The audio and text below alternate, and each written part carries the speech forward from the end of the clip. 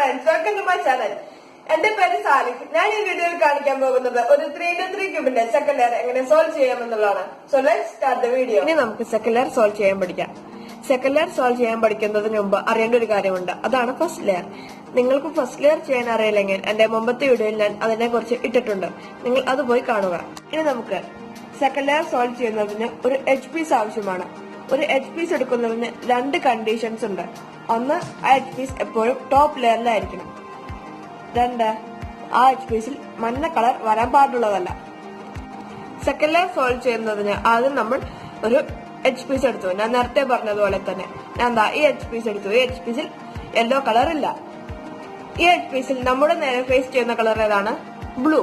ഞാൻ ഈ blue middle piece ബ്ലൂവും തമ്മിൽ മാച്ച് ചെയ്യിപ്പിക്കുന്നു. ഇപ്പോൾ ഇത് മാച്ച്ഡ് ആയിരിക്കുന്നത് മിഡിൽ പീസ് ഗ്രീനുമായിട്ടാണ്. ഞാൻ ഒരു പ്രാവശ്യം ടേൺ ചെയ്ത് നോക്കിയപ്പോൾ ഇത് മാച്ച്ഡ് ആയിട്ടിരിക്കുന്നത് മിഡിൽ പീസ് ഓറഞ്ചുമായിട്ടാണ്. വീണ്ടും ഞാൻ ടേൺ ചെയ്തപ്പോൾ ഇത് മാച്ച്ഡ് ആയി.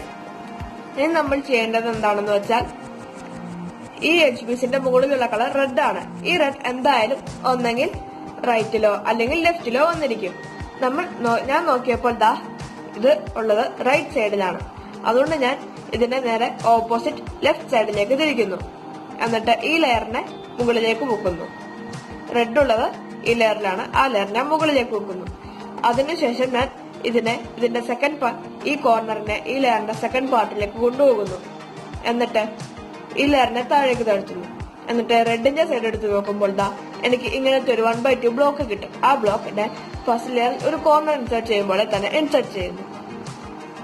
ഇപ്പോൾ നമുക്ക് ഇങ്ങനത്തെ ഒരു റെഡും ബ്ലൂവും ഉണ്ടായിരുന്ന എഡ്ജ് പീസ് ഇൻസേർട്ടഡ് ആയി കിട്ടും. ഇനി ഞാൻ നെക്സ്റ്റ് എഡ്ജ് പീസ് എടുത്തു. ഇത് ഓൾറെഡി മാച്ച്ഡ് ആയിട്ടായിരുന്നു ഇരുന്നത്. ഞാൻ ഇതിന്റെ മുകളിലുള്ള കളർ നോക്കിയപ്പോൾ റെഡ് ആണ്. ആ റെഡ് ഉള്ളത് ഇതിന്റെ ലെഫ്റ്റ് സൈഡിലാണ്. അതുകൊണ്ട് ഞാൻ ഇതിനെ നേരെ ഓപ്പോസിറ്റ് ആയ റൈറ്റ് സൈഡിലേക്ക് തിരിക്കുന്നു. എന്നിട്ട് റെഡ് ഉള്ള ഈ സൈഡ് ഞാൻ മുകളിലേക്ക് വെക്കുന്നു. എന്നിട്ട് ഈ കോർണറിനെ ഞാൻ ഇതിന്റെ രണ്ടാം ഭാഗത്തിലേക്ക് നീക്കുന്നു. എന്നിട്ട് ഈ ലെയറിനെ താഴേക്ക് താഴ്ത്തുന്നു. എന്നിട്ട് റെഡ് ഉള്ള സൈഡ് എടുത്ത് നോക്കുമ്പോൾ എനിക്ക് ഇങ്ങനത്തെ ഒരു 1/2 ബ്ലോക്ക് കിട്ടുന്നു. അത് ഞാൻ ഫസ്റ്റ് ലെയറിൽ ഇൻസേർട്ട് ചെയ്യുമ്പോൾ തന്നെ ഇൻസേർട്ട് ചെയ്യുന്നു.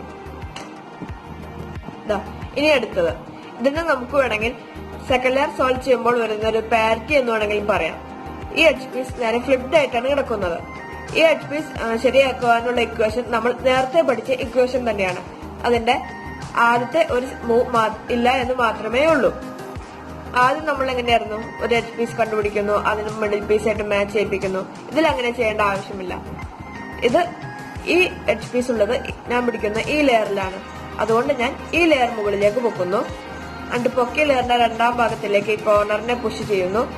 എന്നിട്ട് ഈ ലെയർ താഴേക്ക് താഴ്ത്തുന്നു.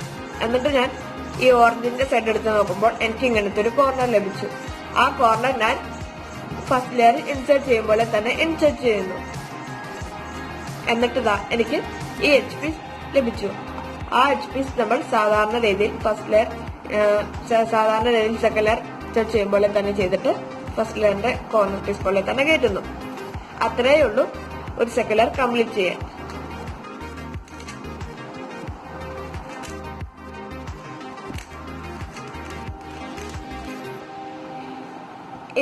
ഈ വീഡിയോ ഇഷ്ടപ്പെട്ടുവെങ്കിൽ ലൈക്ക് ചെയ്യാനും സബ്സ്ക്രൈബ് ചെയ്യാനും മറക്കരുത്. Thank you for watching the video.